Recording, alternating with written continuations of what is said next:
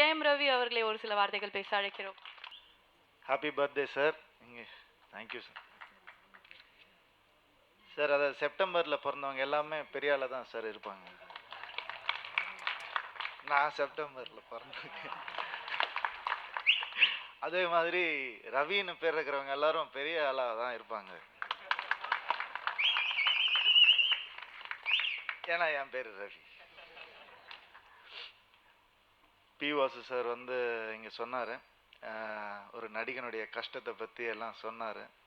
எங்கள் அப்பா எனக்கு முன்னாடியே சொல்லி கொடுத்த ஒரு விஷயம் சார், ஆக்டிங்க்கு வரும்போதே நீங்கள் சொன்ன மாதிரி 40 கண்ணை நம்ம பார்க்குதா அப்படின்னு கேட்டிங்கல்ல சார். எங்கள் அப்பா சொன்னார், இந்த 40 கண்ணும் உன்னை தான் பார்க்கும், ஆனால் இந்த கண்ணுக்கு அதை நடிக்காத, திரையில் கோடிக்கணக்கான கண்ணு உன்னை பார்க்கும், அதுக்காக நடி அப்படின்னு சொன்னார். ஸோ அது ஒரு பெரிய பாடமாக நான் எப்போவுமே எடுத்துப்பேன். அண்டு சக்தியோடைய ஆதங்கம் வந்து பி வாசு சார் சொன்னார், என்னென்னா இவர் நல்லாவே இருக்குன்னு சொல்லவே மாட்டாரா நான் நடிக்கிறதெல்லாம் அப்படின்னு. எனக்கு அது நிறைய நடந்திருக்குப்பா. உங்கள் அப்பா வந்து டேரக்டர், எங்கள் அப்பா எடிட்டர். முதல்ல கெட்டதை மட்டும் கட் பண்ணி விட்டுருவார், முதல்ல கெட்டதை தான் பாயிண்ட் பண்ணி மார்க் பண்ணுவார். அதனால் தப்பிக்கவே முடியாது அவர்கிட்ட. ஃப்ரேம் ஃப்ரேமாக பார்த்து கரெக்டாக பிடிப்பார். அதுக்கப்புறம் சொல்லுவார், இந்த மாதிரி இது பார், இது நல்லா இல்லை பார், இந்த ரியாக்ஷன் இது இல்லை, அது இல்லை, சரிப்பா எல்லாம் ஓகே எல்லாம் சொல்லிட்டீங்களா, வேறு நல்லதே எதாவது சொல்லுங்கள். கெட்டதெல்லாம் எடுத்தால் மீதிலாம் நல்லது தானடா அப்படி. அது ஏன்டா சொல்லணும், போய் பாரு, படம் பாரு, எல்லாம் நல்லது தான் இருக்கும் அப்படின்னு சொல்லுவார். ஸோ இந்த பாடங்கள் எல்லாமே என் தந்தைக்கிட்டேருந்து வந்தது எனக்கு. அது ஒன்று தான் எனக்கு தாரக மந்திரம். அது மட்டும்தான் சினிமாவில் நான் கற்றுக்கிட்ட ஒரே பாடம் எப்போவுமே. ஸோ அவருக்கு நிச்சயமாக நன்றி சொல்லணும். நன்றி, அப்பாவுக்கு எதுக்கு நன்றி. அண்டு தற்காப்பு ரொம்ப அருமையான ஒரு டைட்டில். இத்தனை நாள் எப்படி வைக்காமல் விட்டாங்க அப்படின்னு தெரியவே இல்லை. ரொம்ப கேட்ட உடனே பளிச்சுன்னு பட்டுது மனசில். நல்லா ஒரு முதல்ல டைட்டில் கேட்டவுடனே ஒரு நல்ல ஒரு ஃபீல் வரணும், ஒரு பாசிட்டிவான வைப்ரேஷன் வரணும். அது தற்காப்பில் நல்லாவே எனக்கு வந்துச்சு. Super title. பிடிச்சதுக்கு டைரக்டர் தான் நினைக்கிறேன். All the best sir. இப்போ நிறைய பேர் வந்து ஆனால் தற்காப்புக்காகவே படம் எடுக்கிறாங்க. எப்படின்னா 4 சாங் இருந்தால் போகிறோம், ஒரு 2 ஃபைட் வச்சிடலாம், கதை கொஞ்சம் சுமாராக இருக்கணும், அப்போ எஸ்கேப் ஆகிடலாம். அவங்களுடைய தற்காப்புக்காகவே படம் எடுக்கிறாங்க. அது மாறணும். நல்ல படம் எடுத்தால் ஓடும்னு நிரூபித்த ஆடியன்ஸுக்கு நிறைய நல்ல படங்கள் வரணும். நான் என் படத்தை உதாரணமாக கண்டிப்பாக சொல்லணும். ஏன்னா ஒரு நல்ல படத்தில் நடிச்சிருக்கின்ற ஒரு பெரிய சந்தோஷம் இருக்குது எனக்கு. ஒரு நல்ல படம் எடுத்தால் அதை நாங்கள் வெற்றி படமாக ஆக்குவோம்னு நிரூபிச்சிருக்கீங்க நீங்கள். அதனால் என் படத்தை நான் எக்ஸாம்பிளாக சொல்கிறதுல ரொம்ப பெருமைப்படுறேன். நான் அதில் ஒன்றும் கூத்துப்பாட்டு கிடையாது, எதுவும் கிடையாது. சின்சியராக ஒரு படம் எடுக்கணும்னு நினச்சோம். அந்த படம் சின்சியராக போய் அடைஞ்சிருச்சு, சேர வேண்டிய இடத்துல சேர்ந்துருச்சு. அந்த ஒரு சந்தோஷம் மட்டும்தான் இருக்குது. ஸோ தற்காப்புக்காக படம் எடுக்காதீங்க அப்படின்னு தான் நான் சொல்லணும்னு நினைக்கிறேன். அது நானும் நிறைய பண்ணியிருக்கேன், தற்காப்புக்காக நிறைய படங்கள் பண்ணியிருக்கேன். பட் அதெல்லாம் தாண்டி ஒன்று பண்ணணும்னு ஆசைப்பட்டு பண்ணது இன்றைக்கி ஒரு பெரிய வரவேற்பு கிடைச்சிருக்கு. அதில் ஒரு பெரிய சந்தோஷம். அண்டு எனக்கு வந்து என்னென்னா எல்லோரும் பேசுறது கேட்டால் திருப்பி பேசணும்னு தோணும். அது ஏன்னா சினிமாவில் இருக்கோம்ல, நம்மளும் அதுதான் ப்ராப்ளம். மிஷ்கின் சார் வந்து சொன்னார், என்டர்டெயின்மெண்ட் ஃபில்ம் அது அது பொழுதுபோக்கு அப்படின்றது வார்த்தை, கேளிக்கைன்ற வார்த்தை. ஜனா சார் சொன்னார், அது என்ன அது அப்படின்னு சொன்னார். எனக்கு என்னுடைய பாயிண்ட் ஆஃப் வியூ என்னென்னா, சினிமா இஸ் நெய்தர் என்டர்டெயின்மெண்ட் நார் அது வந்து ஆர்ட் ஃபார்மாக, அது என்னென்னு தெரியல எனக்கு தெரிஞ்சு NYFA அகாடமியில் ஜார்ஜ் லூக்கஸ், அதுக்கப்புறம் வந்து ஸ்டான்லி கியூப்ரிக், அவங்கெல்லாம் வந்து கிளாஸ் எடுக்கும்போது சொல்லுவாங்க, there is no good film, there is no bad film, there is only one kind of film which engages the audience or not. அவ்வளோதான், ஆடியன்ஸை என்கேஜ் பண்ணும்.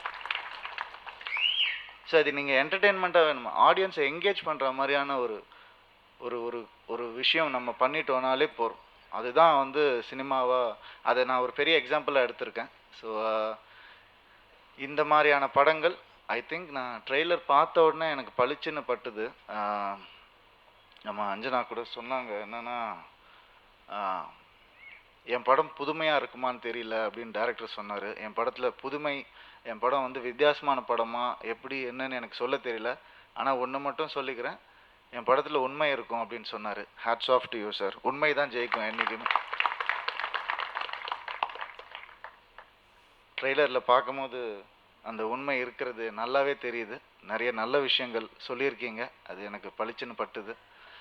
அண்டு இப்போ நான் வந்து இந்த ஃபங்க்ஷனுக்கு முக்கியமான காரணம் நான் ஏன் வந்தேன்னா, என் நண்பன் சக்திக்காக தான் நான் வந்தேன். எனக்கு வந்து சினிமாவில் கிடைச்ச முதல் நண்பர்களில் அவரும் ஒருத்தர். முதல்ல சிபி கிடைச்சாரு, அப்புறம் ஜீவா, அதுக்கப்புறம் எனக்கு கிடைச்ச நண்பர் சக்தி தான் எனக்கு. சக்தி வந்து சொன்னார், அவர் வந்து ஃபோன் பண்ணி, இப்போ இல்லை ஒரு மாதம் முன்னாடியே சொன்னார். அப்போவே பிளான் பண்ணிட்டு இருந்தாங்க. 1 மாதம் 1.5 மாதம் முன்னாடியே சொன்னார், நீ என் கல்யாணத்துக்கு வரல, நீ இந்த ஃபங்க்ஷனுக்கு வரல, நீ ஏன் அப்புறம் ஏன் ஃப்ரெண்டுன்னு சொல்லிக்கிற அப்படின்னு சொல்லி கேட்டார். இல்லை உண்மையாகவே நான் ஷூட்டிங்கில் இருந்தேன், அது இருந்தேன், தான் வரல. சத்தியமாக சொல்கிறேன், நான் வந்து நிச்சயமாக வரேன், நீ எனக்கு டேட் மட்டும் சொல்லு அப்படின்னு சொன்னேன். அதனால் வந்தேன். ரொம்ப எனக்கு சந்தோஷம். உங்களுடைய வளர்ச்சி பெரிய பெரிய சந்தோஷம் எனக்கு. அந்த வளர்ச்சி ட்ரெய்லர்லேயே எனக்கு தெரியுது. சத்தியமாக சொல்கிறேன், ட்ரெய்லர்லேயே தெரியுது. அது வந்து அண்ட் என்னென்னா, இந்த வட்சன் அவர் வந்து பேசும்போது சொன்னார், சான்ஸ் கிடைக்குமா தெரியல, கூப்பிடுவாங்க விட்டுருவாங்க. உங்களுக்கு மட்டும் இல்லை வட்சன், அது ஒரு பெரிய ஹீரோ ஆகி நான் ஹிட்ஸ் எல்லாம் கொடுத்ததுக்கப்புறம் எனக்கும் அந்த நிலைமை தான்.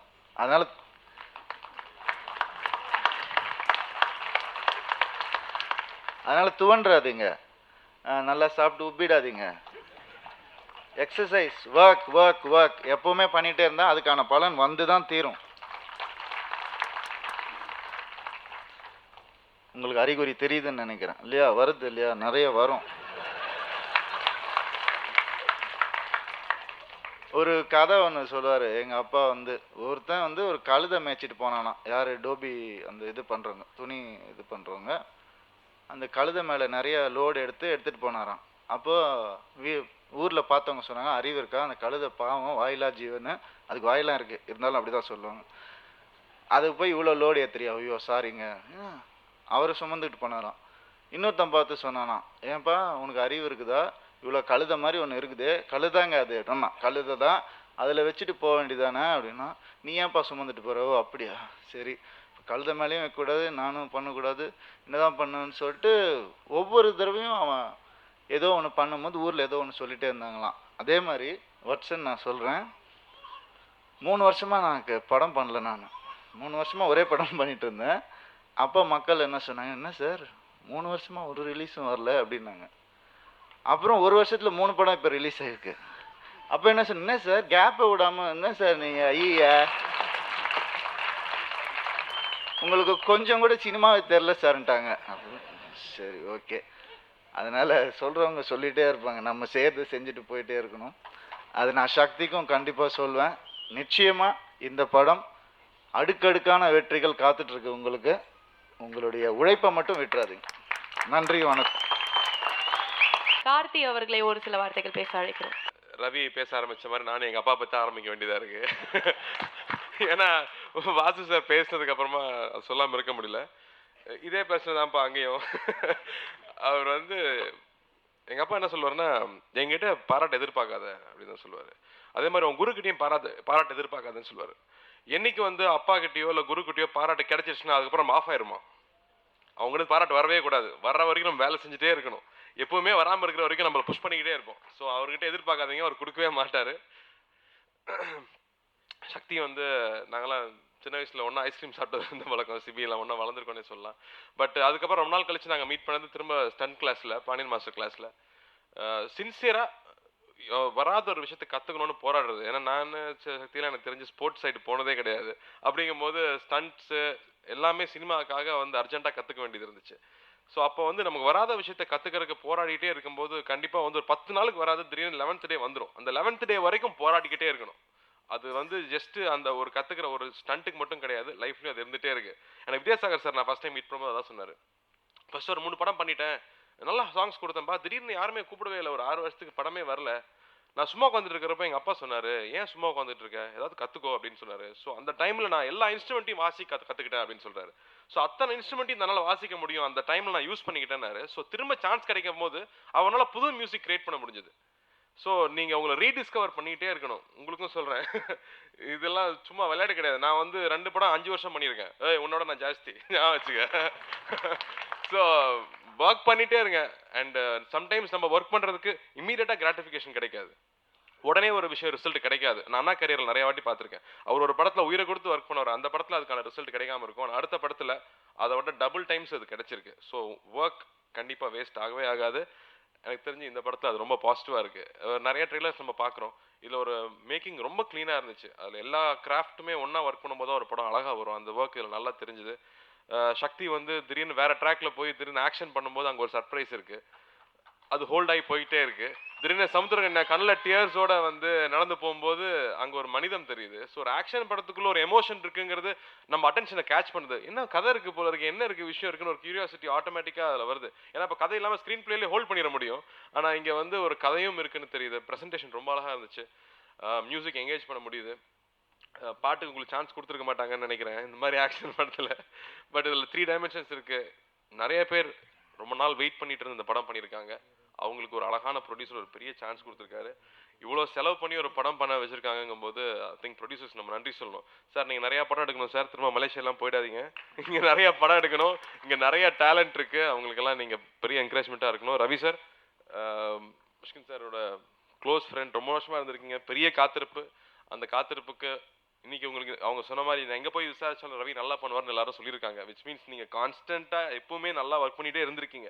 அதனால தான் உங்களுக்கு இந்த படம் உங்களுக்கு கிடைச்சிருக்கு. அதை நீங்கள் நல்லா பண்ணியிருக்கீங்க நம்புறேன். எடிட்டர் சொல்லும் போது தெரியுது, எடிட்டர் விட்டு வீட்டுக்கே போலியா, வீட்டில் அடி வாங்கியிருப்பாருன்னு நினைக்கிறேன், வீட்டு பக்கம் வரலாங்கிறதுக்கு. ஆனால் அது நிச்சயமாக தியேட்டரில் கைத்தட்டலாம் மாறும்னு நம்புகிறேன். ஸோ இந்த படம் மிகப்பெரிய வெற்றி பெறணும், மிகப்பெரிய வெற்றி பெறணும். இதில் இருக்கிற எல்லாருக்கும் ஒரு புது டேர்னிங் பாயிண்ட்டாக அமையணும்னு நான் ஆண்டவனை வேண்டிக்கிறேன். நல்ல ரிலீஸ் டேட்டில் கரெக்டாக பப்ளிசிட்டி பண்ணி சூப்பராக பண்ணுங்கள். ஒரு நல்ல படம் போஸ்டர்லேயே தெரியும், லிங்குசாமி சார் என்கிட்ட சொல்லிட்டே இருப்பார். போஸ்டர் பார்த்தோன்னா ஆடியன்ஸ் ஃபிக்ஸ் பண்ணிடுவான் அந்த படம் பார்க்கணுன்னு. இதில் போஸ்டர் டிசைன்லேருந்து எல்லாமே அழகாக இருக்குது. I'm wishing all of you great success. Thank you. A very bold filmmaker. Mysskin அவர்களை ஒரு சில வார்த்தைகள் பேச அழைக்கிறோம். இந்த விழா மிக முக்கியமான விழா. அதாவது இந்த ரவியோட தான் என்னுடைய கேரியர் ஸ்டார்ட் பண்ணேன். நான் ஒரு அசிஸ்டன்ட் டேரக்டர் 1 ஹவர் பண்ணியிருக்கேன். 50 ரூபா பாட்டா வாங்கியிருக்கோம். சாப்பிட ஒரே தட்டில் சாப்பிட்ருக்கோம். வாழ்க்கையின் மிக முக்கியமான நுட்பங்களை தெரிந்து கொண்ட டைமில் என் கூட ரவி இருந்திருக்கார். ஆக்சுவலி சொல்லப்போனால் ரவி தான் நான் 2வது படம் எடுத்துக்கூட ரவி ஒரு 8 படம் எடுத்துகிட்டு உட்காந்துருக்கணும். ஸோ வாழ்க்கை கொஞ்சம் விளையாண்டுருச்சு ஆக்சுவலாக. So no way he is not even a bit inferior to me actually. So he is such a creative person. ஒரு கை தட்டுங்க அவருக்கா ப்ளீஸ். அதோட ரொம்ப முக்கியம் என்னென்னா வந்து தமிழ் சினிமாவில் இன்னொரு நல்லவர் உள்ள வந்திருக்காருன்னு சொல்லுவேன். ஆக்சுவலி ரொம்ப கம்மி தமிழ் சினிமாவில் ரொம்ப நல்ல மனிதன் ஆக்சுவலி. அதாவது ஒரு சின்ன ஒரு நாய் ஓரமாக உட்காந்து அது வாலாட்டுறதை பார்த்தா அப்படி கண்கள்லாம் கலங்கிடும் ஆக்சுவலி. அந்தளவு ரொம்ப ஒரு நுட்பமான ஒரு மனித உறவுகளையும் பற்றி எப்பொழுதுமே சிந்தித்து கொண்டு இருக்கிற ஒரு கலைஞன். அவர் வந்து இந்த படம் வந்து இயக்கியிருக்காரு. எப்படின்னு தெரியல ஆக்சுவலி, அண்ணன் வந்து பார்க்கல. என்னை வந்து ரவி வந்து சொன்னார் வந்து நீங்கள் வரணும்னு சொல்லணும். I was so pleased. இன்றைக்கி ஷூட்டிங்கை கேன்சல் பண்ணிட்டேன் ஆக்சுவலி.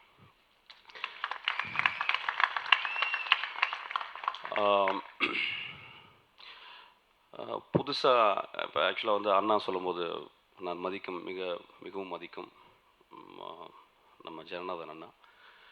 அவர் சொன்னார் வந்து என்டர்டெயின்மெண்ட்டுக்கு வந்து வேறு மீனிங் இருக்குதுன்னு சொல்லிட்டு நான் கொஞ்சம் அதை எக்ஸ்டெண்ட் பண்ணிக்கிறேன். இந்த very word entertain comes from ஒரு Greek word actually, Latin root.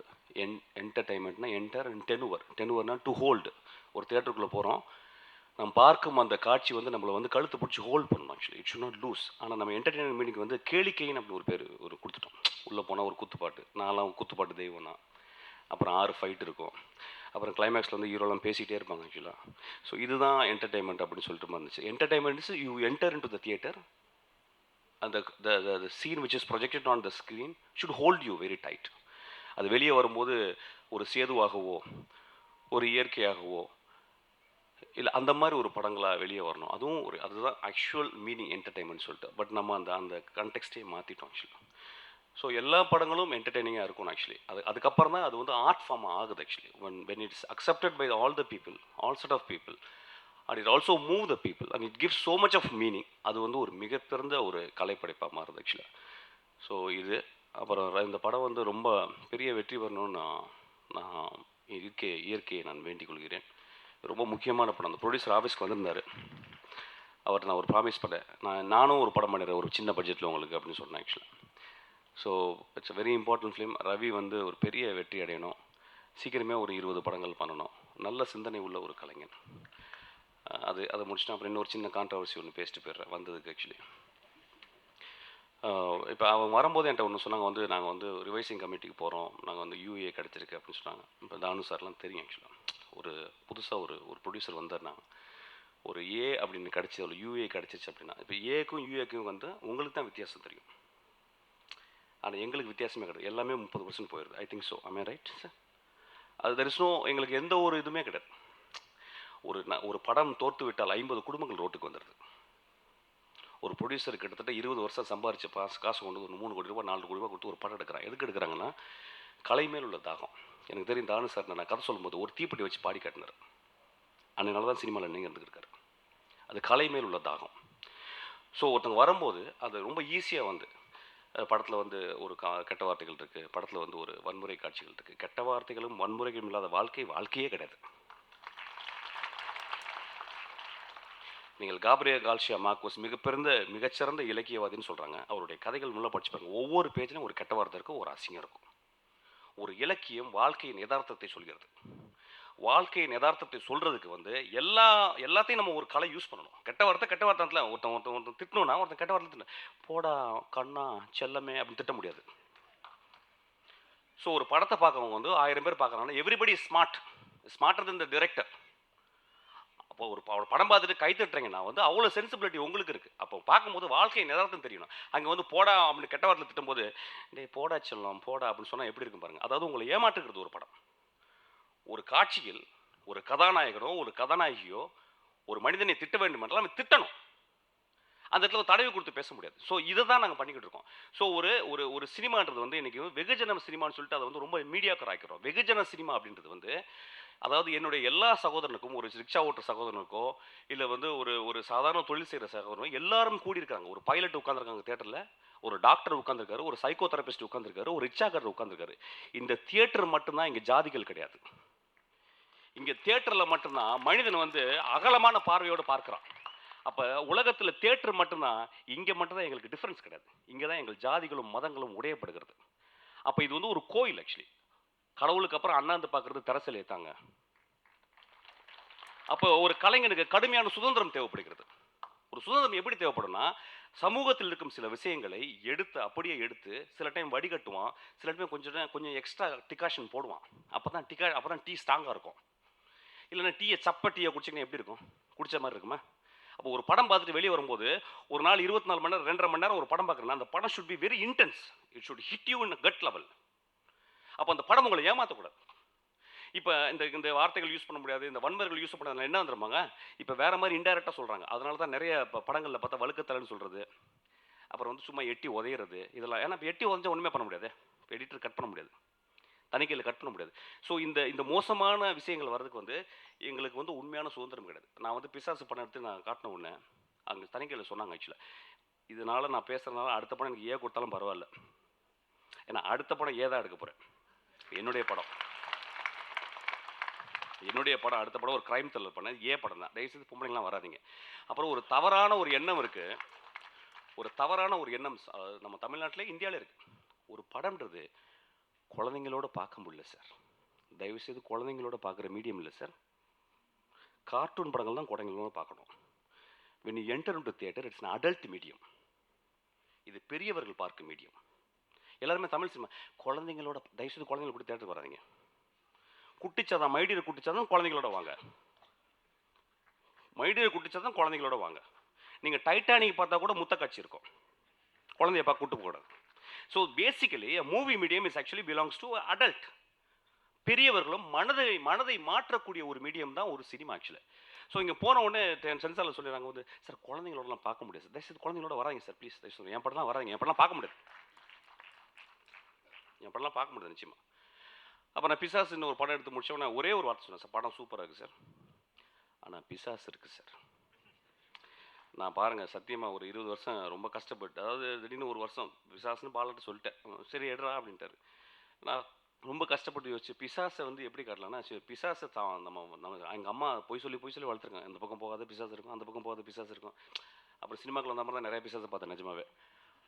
அதுக்கப்புறம் போனால் எங்கே பார்த்தாலும் பிசாசை ஒரு மோசமாக ஒரு சித்தரித்து தான் எல்லா படங்களும் எடுக்கும்போது நான் ஒரு கதை எழுதுறேன். ஆக்சுவலாக பிசாசு வந்து தெய்வங்க, தெய்வத்துக்கு ஒரு படி மேலேன்னு எடுக்கிறேன். ஸோ பிசாசை பார்த்து யாரும் பயப்படாதீங்க. பிசாசு வந்து ரொம்ப மேன்மையானது. நம்மளுக்கு தெரியாத ஒரு இருட்டை பார்த்து நம்ம வந்து தேவையில்லாமல் ஒரு ப்ரொஜெக்ஷன் கொடுக்கணும், அதை பண்ணாதீங்கன்னு ஒரு படம் எடுத்துகிட்டு சொன்னால், சார் பிசாசு வந்துருச்சு அதனால் சார் நான் பாலாட்டு திட்டு தான் வாங்கினேன், ஏன்டா அப்படி படுத்தேன் அப்படின்னாரு. ஸோ தயவுசெய்து தணிக்கை வந்து ரொம்ப இம்பார்ட்டன்ட். ஆக்சுவலி அது வந்து ஒரு பெரிய அவேர்னஸ். இது வந்து சும்மா ஒரு படம் பண்ணி முடிச்சுட்டு போய் உள்ளே உட்காந்து ஒரு பேனலில் உட்காந்து ஒரு 15 நிமிஷம் பேசிட்டு வெளியே வருது அப்படி விஷயம் கிடையாது. ஒரு சமூகத்தின் மிக முக்கியமான விஷயம். உங்களுக்கும் ஒரு பெரிய பொறுப்பு இருக்குது. ஆக்சுவலி எல்லா சினிமாக்களும் நாங்கள் கஷ்டப்பட்டுக்கிட்டே இருக்கோம்.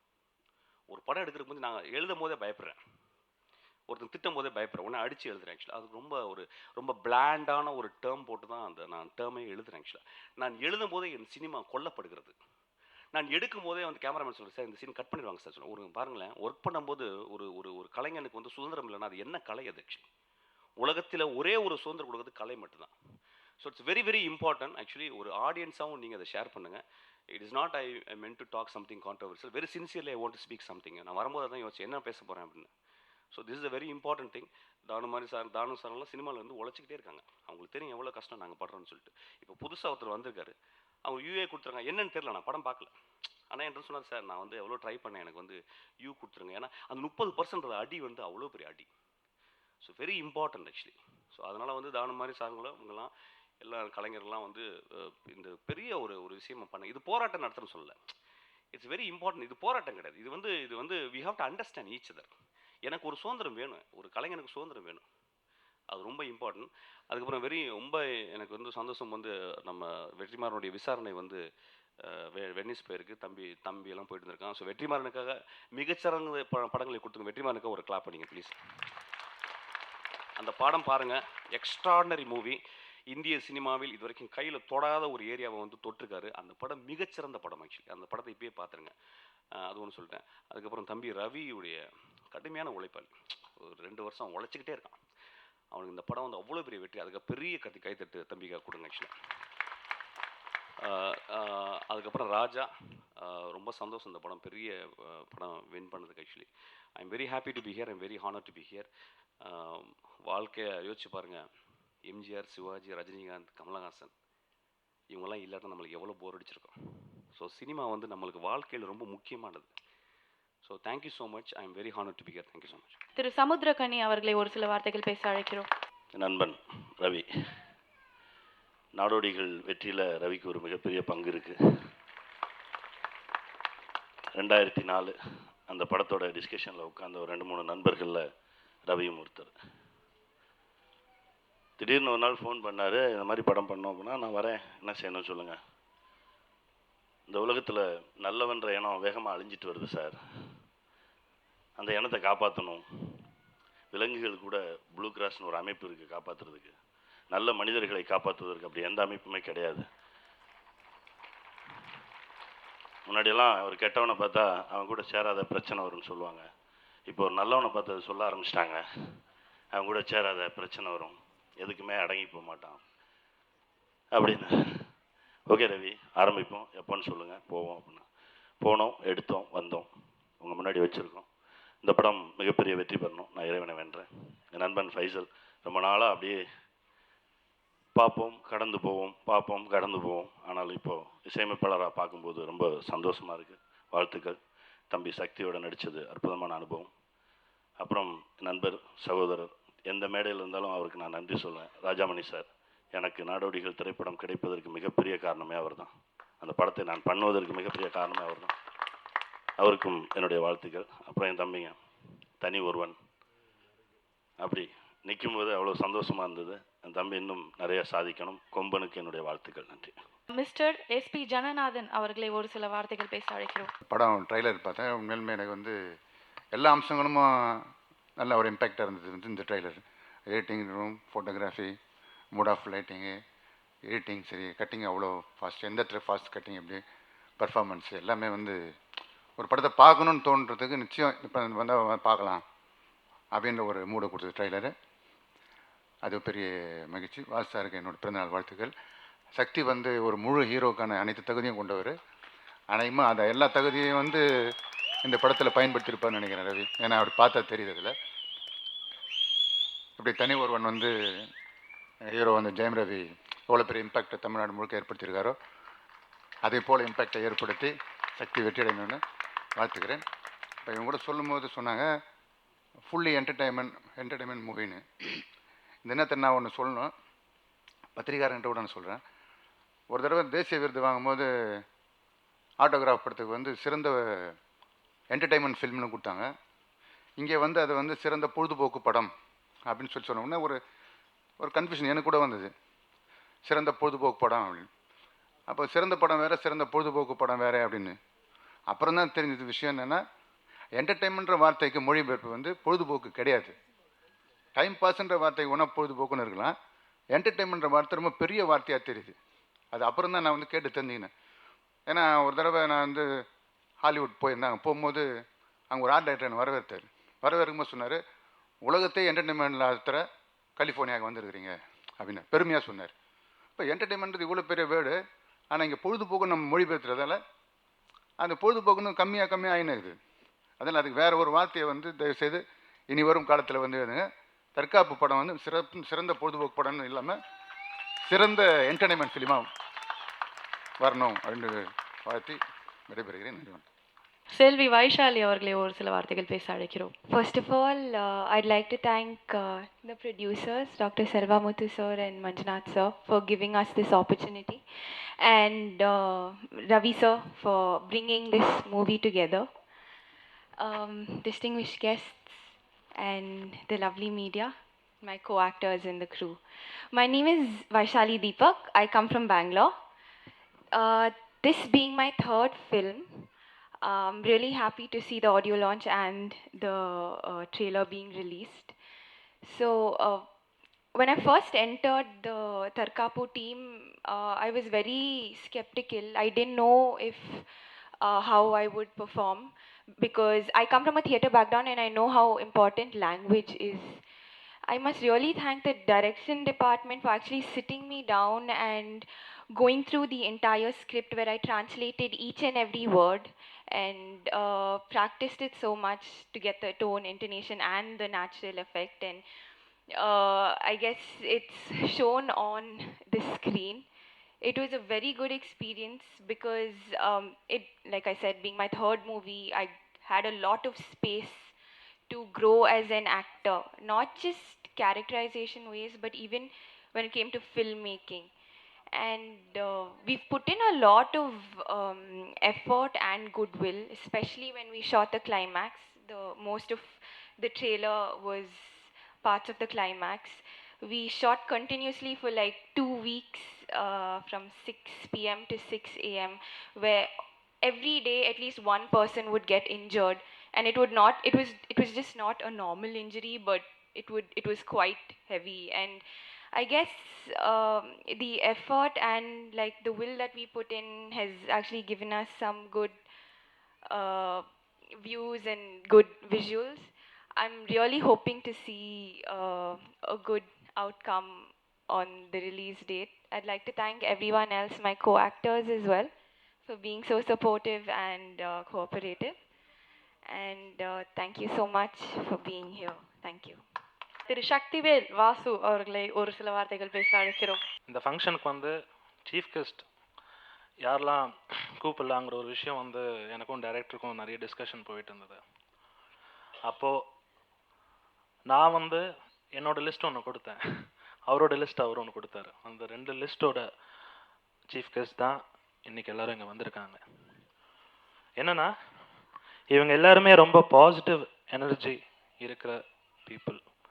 அதுக்காக தான் நான் இவங்க எல்லாரையுமே வரணும்னு ஆசைப்பட்டேன். அண்ட் எனக்காக இவங்க எல்லாருமே வந்திருக்காங்க. மனசார யார் பேருக்காக சும்மா வாழ்த்தணும்னு வர்றவங்க இங்கே கிடையாது, இந்த மேடையில் அமர்ந்திருக்கும் சீஃப் கெஸ்ட் எல்லாருமே சொல்கிறேன். ஸோ அவங்க எல்லாருமே உண்மையிலேயே மனசார பாராட்டக்கூடியவர்கள். அவங்கள தான் நாங்கள் இன்றைக்கி கூப்பிட்ருக்கோம். அண்ட் சில பேரால் வர முடியல, சில நண்பர்களால் வர முடியல, கூப்பிட்டோம். பட் சுச்சுவேஷன்ஸால் தே ஆர் வெரி பிஸி, அதனால் நாங்கள் அவங்களால வர முடியல. So I'm so happy. அவ்வளோ பாசிட்டிவான ஒரு வைப்ரேஷன் இங்கே இருக்குது.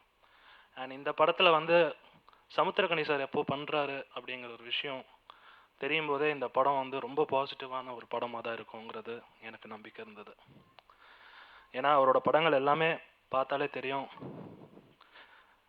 நெகட்டிவ் எனர்ஜிங்கிறது சுத்தமாக இருக்காது அவர் படங்களில். அவர் படமாகட்டும், சசிகுமார் சார் படமாகட்டும், 2 பேர் படமும் பார்த்தீங்கனாலே தெரியும், ஒரு நெகட்டிவான விஷயங்கள், தாட்ஸ் எதுவுமே இருக்காது. ரொம்ப பாசிட்டிவ் எனர்ஜி இருக்கும். ஸோ அந்த ஒரு விஷயங்கள் எனக்கு ரொம்ப ஒரு பிடிச்ச விஷயம். அண்ட் இன்னொன்று, இந்த மேடையில் இருக்கிற டைரக்டர்ஸ் எல்லாருமே எனக்கு ரொம்ப பிடிச்ச டைரக்டர்ஸ். கௌதம் மேனன் சாரால் வர முடியல, பாவம். ஒரு நாளைக்கு அவரோட படம் ரிலீஸ் ஹைதராபாத்தில். ஸோ அவரால் வர முடியலன்னு சொல்லியிருந்தார். ஸோ நிறைய லேப் இஷ்யூஸ் அண்ட் ஸ்டாஃப்ஸ் எல்லாம் கொஞ்சம் கிளியரன்ஸ் இருக்குது, அதனால் வர முடியாதுன்னு சொல்லியிருந்தார். வெங்கட் பிரபு சார் ரொம்ப ஃபீவரால் அவரால் வர முடியல. மற்றபடி மிஷ்கன் சார், அவர்கிட்ட வந்து சித்திரம் பேஸ்திரி படம் முடிஞ்சதும் அப்பா என்ன கூட்டிகிட்டு போய் அவர் படத்தில் நடிக்க வைக்க வாய்ப்பு கேட்டாங்க.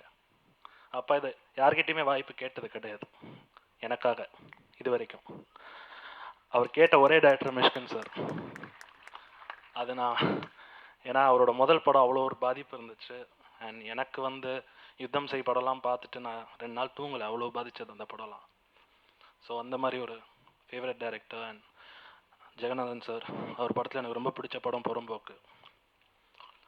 அதே மாதிரி என்னோட brother Kumaravel sir, I know is always the from மீங்கிறது. அதே மாதிரி நானும் தான் அவருக்கு. ஸோ ரொம்ப நன்றி அவங்க எல்லாருமே வந்ததுக்கு. அண்ட் கிருஷ்ணா சார், நெடுஞ்சாலை இயக்குனர்.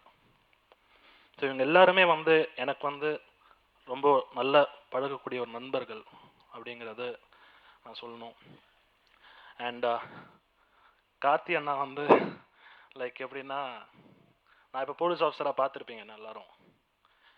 எனக்கு வந்து தமிழ்நாட்டு போலீஸ்னால் ஃபஸ்ட்டு மைண்டுக்கு வர்ற ஒரே போலீஸ் யாருன்னா, ஃபஸ்ட்டு நமக்கு சிவாஜி சார் படம் பார்த்துருக்கோம், தங்கப்பதக்கம், அதெல்லாம் அந்த ஜென்ரேஷன். மேபி நான் வளர்ந்தப்போ ரொம்ப ரசித்த ஒரு போலீஸ் ஆஃபீஸர் யாருன்னா சத்யராஜ் சாரும் விஜயகாந்த் சாரும் தான். ஏன்னா சத்யராஜ் சார் வால்டர் ரிட்ரியல் ஆப்வியஸ்லி. அண்ட் விஜயகாந்த் சார் எனக்கு வந்து சத்திரியன் படம் எனக்கு ரொம்ப பிடிச்ச படம் இன்ன வரைக்கும். நான் சிறுத்தை படம் பார்த்துட்டு கார்த்தி அண்ணா கிட்ட சொன்னது தான், அண்ணா நீங்கள் தான் அடுத்த கேப்டன் அப்படின்னு. ஏன்னா ஏன்னா எல்லாரும் இப்போ போலீஸ் ஆஃபீஸர்னா 6 பேக் வைக்கணும்னு சொல்லிட்டு இப்போ ரவி கூட அதெல்லாம் ரொம்ப ட்ரை பண்ணியிருக்கான். ஆனால் எதை பற்றியும் கவலைப்படாமல் வந்து போலீஸ் ஆஃபீஸர் ட்ரெஸ்ஸில் போட்டு நிற்கிற 2 ஆள் வந்து, ஒன்று கார்த்தி சார், இன்னொன்று தலை. 2 பேர் தான் எதை பற்றியுமே கவலைப்பட மாட்டேன். ஆனால் அவங்களுக்கு அந்த மாஸ் இருக்குது, கேப்டன் மாதிரி. ஒன்றும் பண்ண முடியாது, அவங்களுக்குலாம் 6 பேக்கே தேவையில்லை. அவங்க எப்படி போலீஸ் ஸ்டேஷன் வந்தாலும் அவங்கள பார்ப்பாங்க. அதுதான் உண்மை. ஏன்னா தமிழ்நாட்டு போலீஸ்னால் அவங்க தான். தமிழ்நாட்டு போலீஸ் யாருக்கும் 6 பேக் கிடையாது. ஸோ இவங்கள மாதிரி வந்தால் தான் அந்த ஒரு விஷயம் தான். நானும் இந்த படத்துக்கு 6 பேக் அது இதுன்னு எதோ சொல்லியிருந்தார் டைரக்டர். சரி, என்னால் முடிஞ்சதை நான் பண்ணுறேன் பாருங்கள். ஏன்னா ஃபஸ்ட் அட்டம்ப்ட்டு. ஸோ கொஞ்சம் நிறைய சாப்பிட்டு தேர்ன உடம்பு, ஸோ கொஞ்சம் டைம் கொடுங்கன்னு சொல்லிவிட்டு அதுக்காக நிறைய வருத்திக்கிட்டு, சரி கிட்டத்தட்ட அந்த லெவலில் மைண்டில் வச்சுட்டு தான் நான் இந்த படம் ஒர்க் பண்ணேன். அண்ட் அவுட்புட் அந்தளவுக்கு வந்திருக்குன்னு நினைக்கிறேன், பார்ப்போம். ஸோ அந்த ஒரு விஷயம். அண்ட் இந்த படத்தோட டெக்னீஷியன்ஸ் எல்லாருமே பார்த்தீங்கன்னா, நிறைய படத்துக்கு வந்து நாங்கள்லாம் வேர்வை சிந்தி தான் உழைச்சிருக்கோம், நடிகர்கள் எல்லாருமே. ஆனால் டெக்னீஷியன்ஸ் தான் இந்த படத்துக்காக ரத்தம் சிந்தி உழைச்சிருக்காங்க. ஏன்னா இந்த படத்தோட கிளைமேக்ஸ் மட்டும் 21 நாள் நாங்கள் எடுத்தோம், 21 டேஸ் எடுத்தோம். அந்த 21 டேஸும் ஈவினிங் 6 o'clockலேருந்து மார்னிங் 6 o'clock வரைக்கும் ஷூட். திரும்பி 6 o'clock மார்னிங் வந்து ரூமில் வந்து படுத்தோன்னா மத்தியானம் 3 மணிக்கு எழுந்திரிச்சு திரும்பி ஒர்க் அவுட் போயிட்டு சாப்பிட்டுட்டு அப்படியே திரும்பி கிளம்ப வேண்டியது. இதுதான் 21 டேஸ்க்கு இருந்தது. வேறு மாதிரி ஒரு உலகமாக இருந்தது. ஸோ அந்த 21 டேஸ் எங்களுக்கு பிரச்சனை இல்லை. நாங்கள் ஆர்டிஸ்ட் காலையில் வந்து 6 o'clock படுத்தோன்னா மத்தியானம் 3 மணி ஆகிடும் நான் எழுந்திரிக்கிறதுக்கு. பட் டைரக்டர் ஆகட்டும், கேமராமேன் ஆகட்டும், எடுத்ததை வந்து திரும்பி பார்த்துக்கிட்டு அண்ட் திரும்பி அடுத்த நாள் ஷூட் போகணுங்கிறதுக்காக யாருமே தூங்க மாட்டாங்க. 21 டேஸ் எனக்கு தெரிஞ்சு முக்கால்வாசி பேர் தூங்கலை. நமக்கு ஃபேஸ் ஃப்ரெஷ்ஷாக இருக்கணுங்கிறதுக்காக நம்ம தூங்கிடுவோம். டேரக்டர்லாம் பாவம் கடைசி நாள்லாம் அவர் முகத்தை பார்க்க முடியல என்னால். அவ்வளோ ஒரு இதாக இருந்தது, அவ்வளோ உழைப்பு தெரிஞ்சது அவங்க முகத்தில். அண்ட் இந்த படத்தில் முக்கியமாக ஒர்க் பண்ணும்போது ஒரு கன்ஸ்ட்ரக்ஷன்ஸ் நடக்கிற இடத்துல, ஃபுல்லாக கன்ஸ்ட்ரக்ட் ஆகாத ஒரு இடத்துல தான் நாங்கள் ஒரு பில்டிங்கில் தான் கிளைமேக்ஸ் எடுத்தோம். அப்போ 6வது மாடியிலேருந்து ஒரு லைட் மேன் வந்து ஒரு நாள் பேக்கப் ஆகிறதுக்கு முன்னாடி வந்து விழுந்துட்டார் கீழே. பேக்கப் ஆகிறதுக்கு ஒரு 5 மினிட்ஸ் தான் இருக்குது இன்னும். அப்போ லைட் மேன் 6th ஃபீட்லேருந்து விழுந்துட்டார். ஸ்மோக் போடுறதுக்காக போய் வழி தெரியாமல் இருட்டில் விழுந்துட்டார். விழுந்து அவரை தூக்கிட்டு நானும் என் ஃப்ரெண்டும் கீழே ஓடணும். ஓடி நேராக அவரை தூக்கிட்டு காரில் சேர்க்கும்போது அவரோட ஹெட்டு பின்னாடி பிரேக் ஆகிடுச்சு. நான் தூக்கும்போது என்னோட ஒரு விரல் அவரோட மூளைக்குள்ளே போயிடுச்சு. அப்போ எனக்கு கொஞ்ச நேரத்துக்கு வந்து அன்றைக்கி தூங்கவே முடியல என்னால். ஸோ அடுத்த நாள் ஷூட்டிங் கேன்சல் பண்ணிட்டாங்க. அவர் இமீடியட்டாக ஹாஸ்பிட்டலில் அட்மிட் பண்ணோம். அடுத்த நாள் ஈவினிங் போய் நான் அவரை பார்க்குறேன். என்னென்ன எல்லாம் ஓகே இல்லை அப்படின்னு. பரவாயில்ல தான் பொழைச்சிட்டார், அதுதான் பெரிய விஷயம். 6வது மாடியிலேருந்து விழுந்து.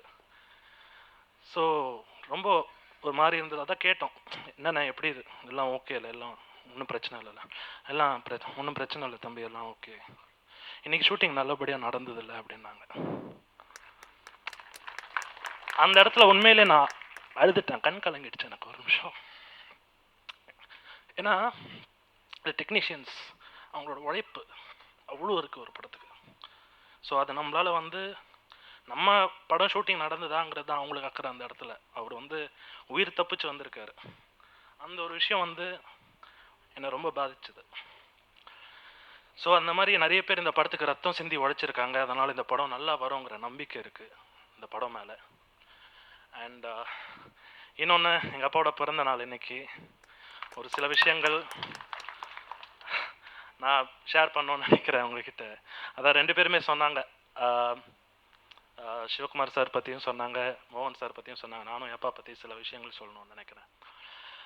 என் அப்பா வந்து ஏன் வந்து சொல்ல மாட்டேங்கிறாரு அப்படிங்கிற ஒரு விஷயம். ஏன்னா மற்ற ஆர்டிஸ்ட் எல்லாரையுமே என்கிட்ட சொல்லுவார், அவன் சூப்பராக நடிக்கிறான் அப்படின்னு.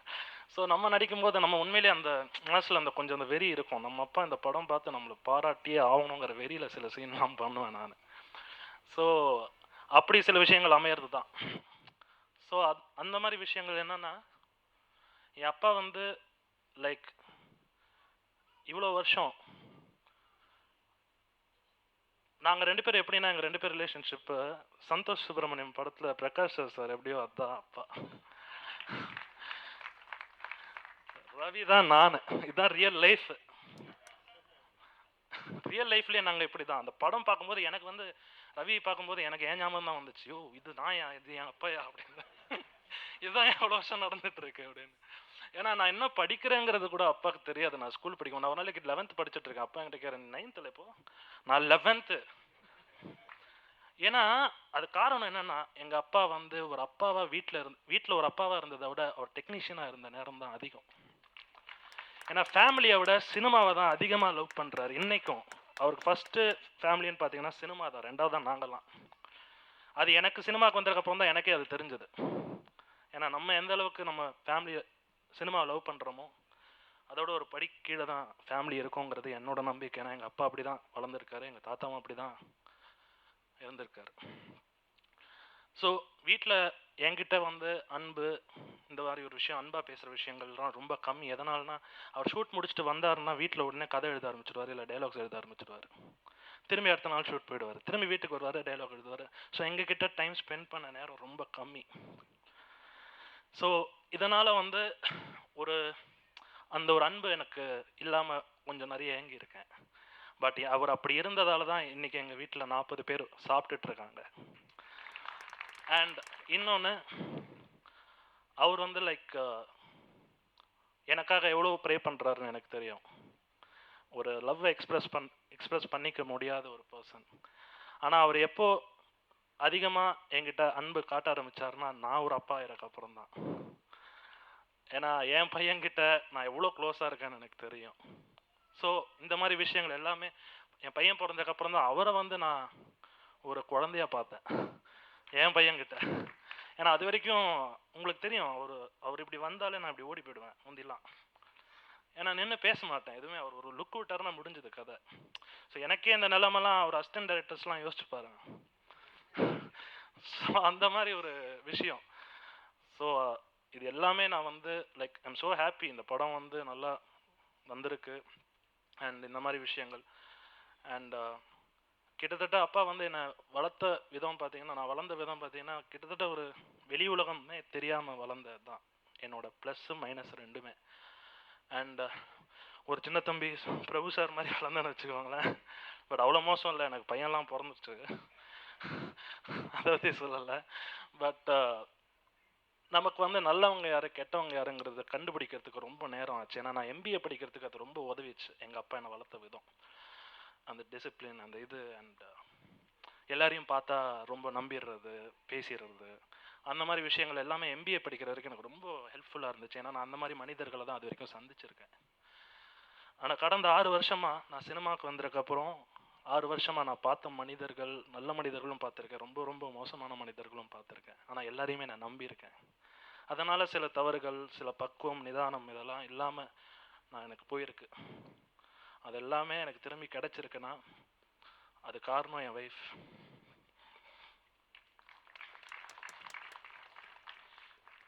அவங்க வந்து எனக்கு ஒரு பெரிய கிஃப்ட். அப்புறம் என் பையன்.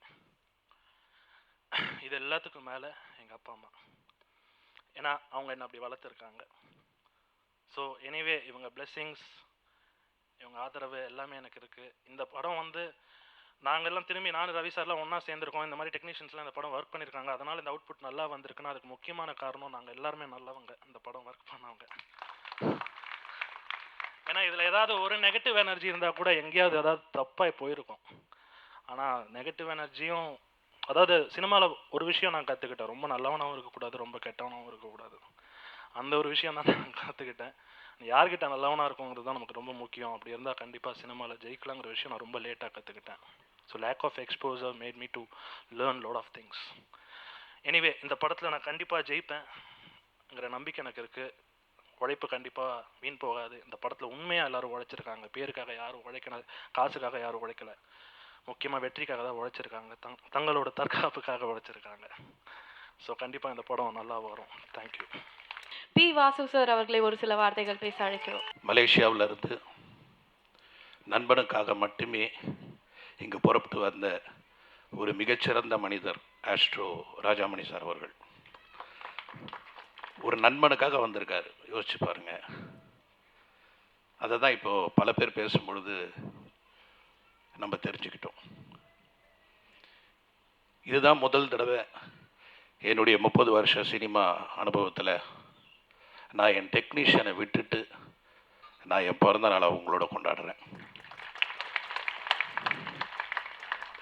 ஏன்னா எனக்காக உழைச்சி என்னை இவ்வளோ பெரிய ஆளாக்குனவங்க எல்லாம் இன்றைக்கி ஏமாந்துட்டு போவாங்க. ஏன்னா இந்த இம்பார்ட்டன்ஸ் கூட என் பிள்ளைக்கு தரலன்னா அப்புறம் எல்லோரும் ரொம்ப திட்டுவாங்க.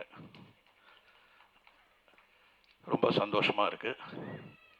நான் எப்பவுமே சொல்லுவேன், எனக்கு ஒரே ஒரு விஷயம் என்னென்னா, வாழ்க்கையில் வந்து ஒரு பெண்ணுக்கு வந்து 2 வாழ்க்கை இருக்குது. ஒன்று புகுந்த வீடு, பிறந்த வீடு, இன்னொன்று புகுந்த வீடு. ஆணுக்கு அப்படி இல்லை அப்படின்னு எல்லாரும் நினைப்பாங்க. ஆனால் அப்பாவான அப்புறம் தான் எனக்கு தெரிஞ்சது ரெண்டு வாழ்க்கை இருக்குன்னு. ஒன்று நமது, இன்னொன்று பிள்ளைது. ஏன்னா அவன் அப்படி வந்து ஒரு ஆளாகிற வரைக்கும் ஒரு அப்பா வந்து எவ்வளவு வேண்டிப்பார், கஷ்டப்படுவார் அப்படின்றது எங்கள் அப்பா என்னை பற்றி நினச்சாரு அப்படின்றத நான் இப்போ தான் நான் தெரிஞ்சுக்கிட்டேன். ஸோ அந்த சூழ்நிலை இன்றைக்கி நல்லபடியாக அமையக்கூடிய நாள் அப்படின்றது இந்த படத்தை நான் பார்க்கும்போது நான் தெரிஞ்சுக்கிட்டேன். ஏன்னா பொதுவாகவே ஒரு டைரக்டர் வந்து என்கிட்ட கதை சொல்ல பயப்படுவாங்க. அதுக்காகவே சக்திக்கு நிறைய டைரக்டர் வர்றதில்லை. நான் கதை கேட்குறேன்னு நினச்சிட்டு நான் கதை கேட்குறதே கிடையாது. பாண்டியராஜன் ஒரு மேடையில் ரொம்ப அழகாக சொன்னார், நாங்கள் கேட்குறதெல்லாம் ப்ரொடியூசர் கதையை மட்டும்தான். நீங்கள் எப்படி இருக்கீங்க, வசதியாக இருக்கீங்களா, படம் எடுப்பீங்களா, ரிலீஸ் பண்ணுவீங்களா, இந்த கதையை மட்டும்தான் நாங்கள் கேட்போம். மற்ற கதையை எங்கள் பிள்ளைங்க தான் கேட்பாங்க. ஆனால் நான் எந்த கதையும் கேட்குறது கிடையாது, நான் கேட்கவும் மாட்டேன். அவன் சக்தி வந்து நீங்கள் கேளுங்க அப்படின்னு சொன்னால் தான் கேட்பேன். அதே மாதிரி எனக்கு தெரிஞ்சது நான் யார் கதை சொன்னாலும் அது என் பையனை வச்சு நீங்கள் படம் எடுக்கலனாலும் சரி, எந்த டைரக்டர் என்கிட்ட கதை சொன்னாலும் எனக்கு சிலதெல்லாம் தோணும், உடனே சொல்லுவேன் நான். ஏன்னா என் கதையில் எனக்கு தெரியாது, என் கதையில் உங்களுக்கு தெரியும். அதே மாதிரி உங்கள் கதையை கேட்கும்போது எனக்கு தெரியும் இந்த மாதிரி இருக்குன்னு. நான் இப்போ டேக்ஸ் ஃப்ரீலையும் சென்சார்லேயும் நான் வந்து மெம்பராக இருக்கேன். இந்த டேக்ஸ் ஃப்ரீயில் படம் பார்த்துட்டு வெளியே வரும்போது கஷ்டமாக இருக்கும், விட்டுட்டாங்களே, டெப்த்து விட்டுட்டாங்களே, சொல்ல வேண்டிய விஷயங்களை விட்டுட்டாங்களே, நல்ல கதையை தொட்டிருக்காங்களே, ஆனால் இதை மிஸ் பண்ணுறாங்களே அப்படின்னு தோணும். அதை வெளியே வந்து அந்த டைரக்டர் உரிமையோடு சொல்லுவேன்.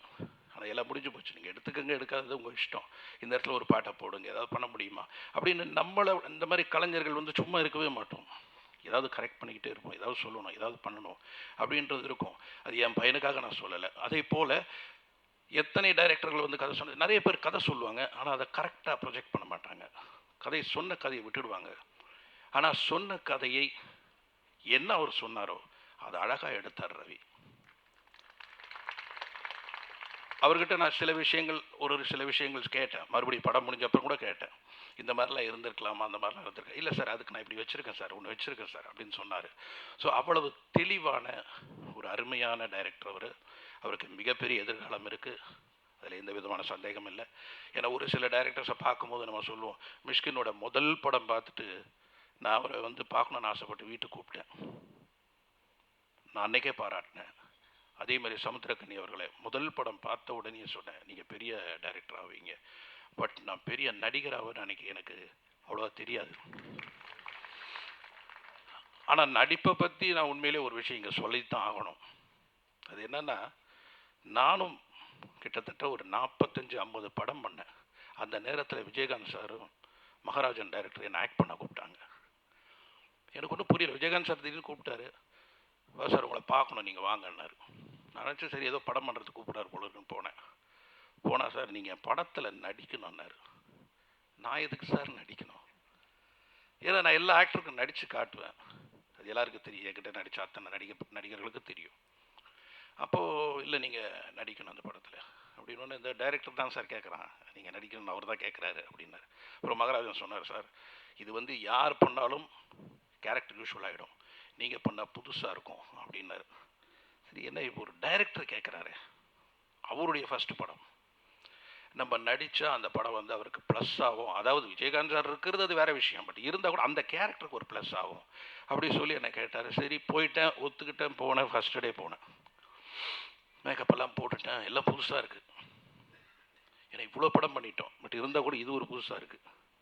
அதுக்கப்புறம் போய் நின்ன உடனே ஃபஸ்ட்டு டைலாக் எனக்கு வா வல்லரசு வா அப்படின்னு சொல்லணும். எல்லாம் சொல்லி கொஞ்ச நேரம் பார்த்தா எனக்கு என்னமோ தெரியல, நான் பேசலை, வேற யாரோ பேசுகிறாங்க. என் உடம்புக்குள்ளே எவனோ பூந்துட்டு நடிக்கிறான். யாரா இதுன்னு எனக்கு பயங்கர அப்செட் ஆகிடுச்சு. ஏன்னா எனக்கு கான்ஷியஸ் தெரியுது, ஐ எம் நாட் மீ அப்படின்னு எனக்கு தெரியுது. என்ன ஆச்சு எனக்கு, ஏன் இப்படி அப்படின்னு கொஞ்சம் ஒரு மாதிரி ஃபேஸ்லேயே எனக்கு ஒரு டைட்னஸ் வர ஆரம்பிச்சிச்சு. அதுக்கப்புறம் நான் என்ன பண்ணேன், விஜயகாந்த் சார் எனக்கு ஒரு 10 minutes டைம் கொடுங்க அப்புறம் டைரக்டர்கிட்டே சொல்லிட்டு நான் போயிட்டேன். ரூமில் போய் கதவை சாத்திட்டு யோசிச்சு என்ன ஆச்சுன்னு. இல்லை நம்ம வந்து பிரபுக்கு இப்படி சொல்கிறோம், சத்யராஜ் சார்கிட்ட இப்படி சொல்கிறோம், ஆனந்தராஜுக்கு இப்படி சொல்கிறோம், அவங்களுக்கு இப்படி சொல்கிறோம், இப்படி பேசு அப்படி பேசு, எம்மா தாலினா என்னம்மா, நந்தினி பாருமா, ஏதோ ஒரு மஞ்சள் கயிறு எடுத்து 3 முடிச்சு போட்டால் கல்யாணம் சொல்லுதுமான்ற மாதிரி அதெல்லாம் பண்ணி பார்த்துமே, அதெல்லாம் பண்ணி காமிச்சுமே, இதையெல்லாம் செஞ்சுமே, அதெல்லாம் செஞ்சுமே, இங்கே என்ன ஆச்சு புரியல. அப்போ தான் யோசிக்கும் போது தான் எனக்கு தெரிஞ்சுது, ஒரு 25-40 கண்டு நம்ம பார்த்துட்டு இருக்கிற நேரத்தில் நம்ம சொல்லி கொடுத்துக்கிட்டு இருக்கோம், நம்ம போயிட்டு இருக்கோம், அங்கே சத்தம் கேட்குது, ஒருத்தர் டீ கொடுத்துட்டு இருப்பாங்க, இந்த மாதிரி ஒரு சவுண்ட்ஸுக்கு நடுவில் நம்ம ஆக்ட் பண்ணி காட்டி அதுக்கப்புறமா அவங்க ஆக்ட் பண்ணுறாங்க. ஆனால் இங்கே நடிக்கும்போது பார்த்தீங்கன்னா டோட்டல் சைலன்ஸ். அந்த 40 கண்ணு நம்மளை தான் பார்க்குது. ஓ இந்த 40 கண்ணு நம்மளை பார்க்குதா, ஓ இதுதான் பிரச்சனையா. அப்புறம் நான் கதை சொல்லும்போது நீங்கள் ரியாக்ட் ஆகுறீங்க, அங்கே ஒரு கை காட்டுது, இந்த கையை பார்த்து நான் நடிக்கணும். ஒரு நடிகனோட கஷ்டம் என்னன்னு என்ன மாதிரி கத்தி திட்டு கொடுக்குற டைரக்டருக்கு தெரிஞ்சது. இதுதான் கஷ்டம், ஒரு நடிகனோட கஷ்டம். அதை வந்து முதல் படமாக என் மகனை வச்சு நான் எடுக்கும்போது லாஸ்ட்டில் கிளைமேக்ஸில் ஒரு 7 பேஜுக்கு வந்து ஒரு டைலாக் இருக்குது. முதல்ல நடித்தா ஒரு 4 நாள் நடித்தான். அதுக்கப்புறம் நான் சொன்னேன், ரஷ் போய் பாரு, பார்த்துட்டு வா, பார்த்துட்டு வந்தான், எப்படி இருக்குங்க, நல்லா இல்லைன்னா. இப்போ தெரியுதா, நீ கரெக்ட் பண்ணிக்கணும். அதுக்கப்புறம் லாஸ்ட் கிளைமேக்ஸ் எடுக்கும்போது 7 பேஜ் டைலாக்கு, எனக்கு ஒரு ஹெல்ப் பண்ணுவீங்களான்னு கேட்டா, என்னன்னா ஒரே டேக்கில் ட்ரை பண்ணுங்க. ஒரு டேக்கில் ஏன்ப்பா நான் மாற்றி, இல்லை ஒரே ஒரு டேக்கில், ஒரே டேக்கில் பண்ணா. இதை நான் பெருமையாக சொல்கிறேன். ஏன்னா எங்கே போனாலும் எல்லாரும் கேட்குறது, சக்தி நல்லா இருக்காரா, சக்தி நல்லா வருவார் சார், ஒரு படம் அவர் கிடைக்கணும் சார், ஒரு படம் கிடைச்சா வந்துடும் அப்படின்னு எங்கே போனாலும் ஜனங்கள் வந்து நம்முடைய தமிழ் மக்கள் வந்து ஒரு அன்பையும், ஏன்னா அவங்களுக்கு வந்து நடிகன் அப்படின்றது அவங்களுக்கு தெரியும், ஆனால் அது அமையணும் அப்படின்றது டைம். ஸோ அது வந்துடுச்சுன்னு நான் நினைக்கிறேன். ரவி மூலமாக இது வந்து நிச்சயமாக அவனுக்கு வந்து ஒரு படி, அவ்வளோதான் சொல்லுவேன். ஏன்னா இங்கே 2 பிள்ளைங்களை நான் பார்க்குறேன்.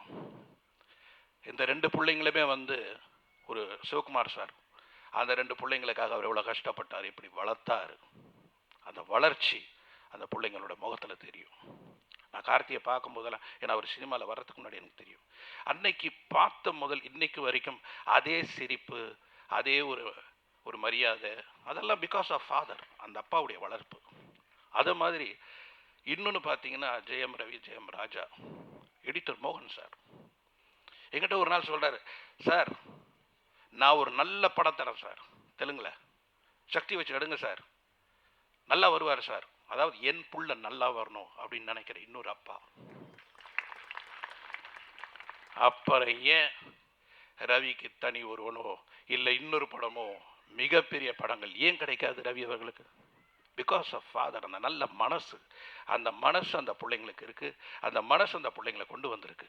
அதனால் நிச்சயமாக நீங்கள் எல்லாரும் இந்த தமிழ் திரையுலகில் மிகப்பெரிய இடத்தை அடைய போகிறீர்கள், அடைவீர்கள் அப்படின்றது எனக்கு நல்லா தெரியுது. இந்த படத்தில் நான் ரொம்ப பாராட்டக்கூடிய ஒரு விஷயம் வந்து சமுத்திரக்கனி அவருடைய கேரக்டர். ஏன்னா ரொம்ப கஷ்டம்.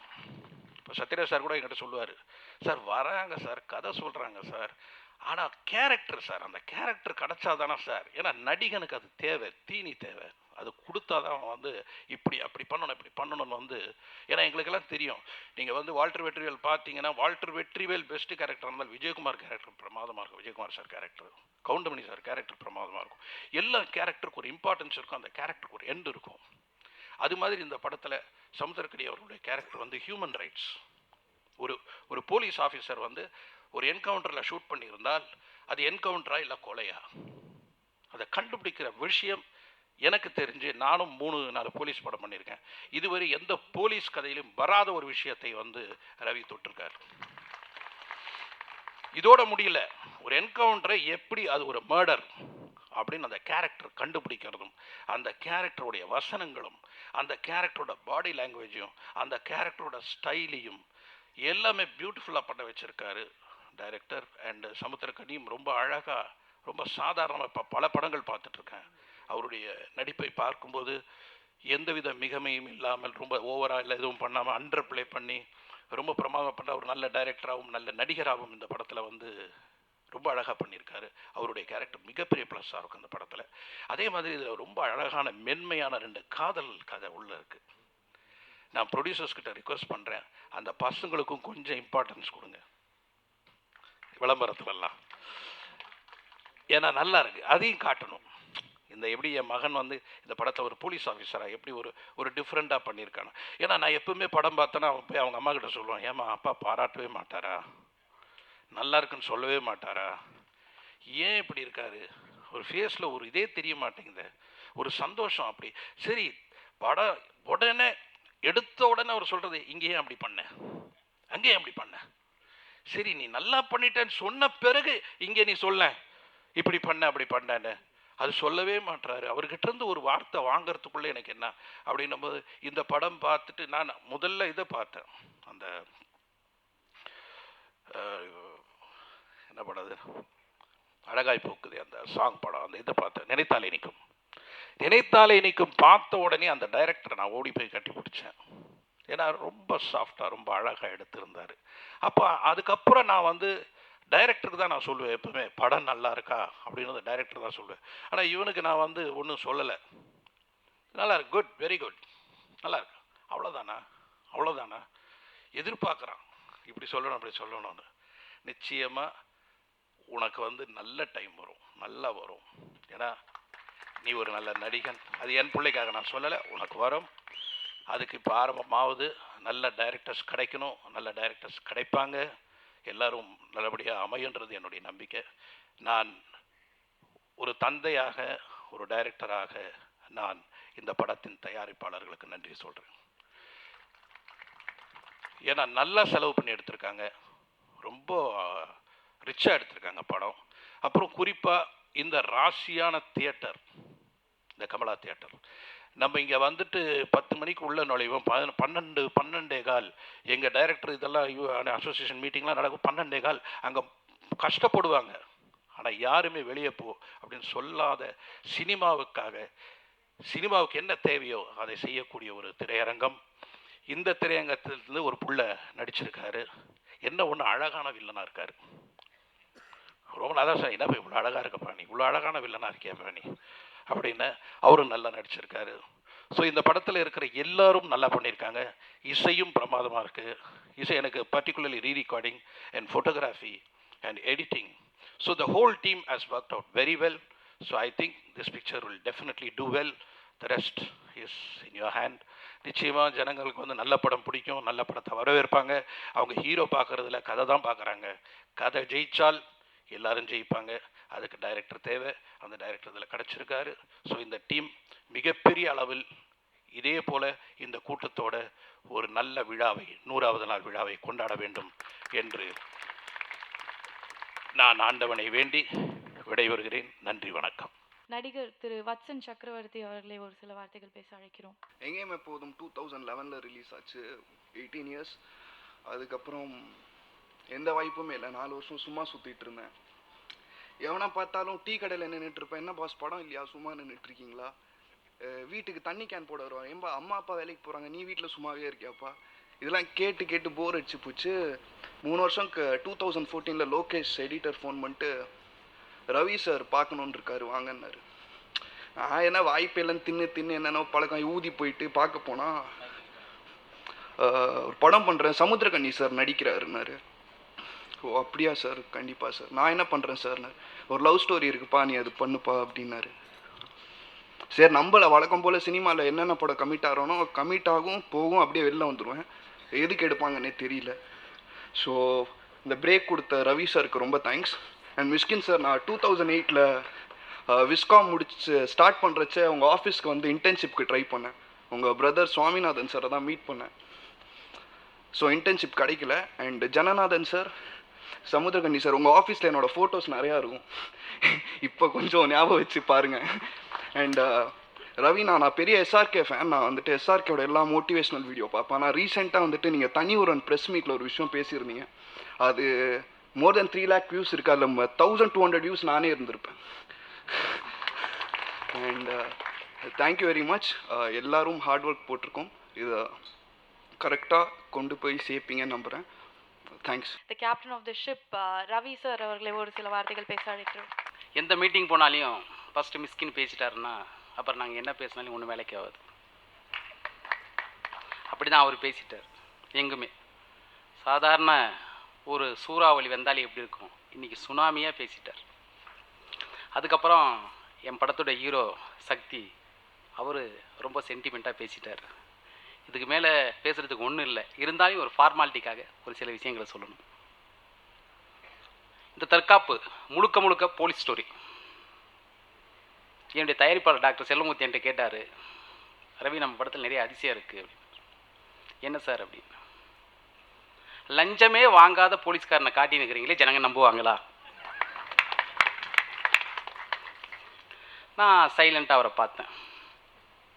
நம்புவாங்க சார் அப்படின்னு. அதுக்கு மிகச்சிறந்த உதாரணம் தனி ஒருவன்.